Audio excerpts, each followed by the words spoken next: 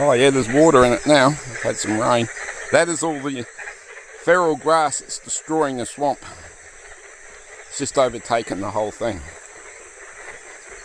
We should actually be able to see water there. But it is what it is.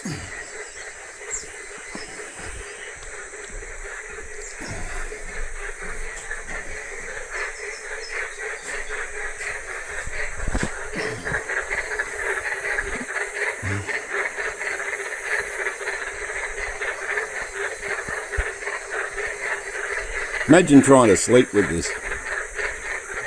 That's the swamp out there. It should all be water, not all this introduced feral grass.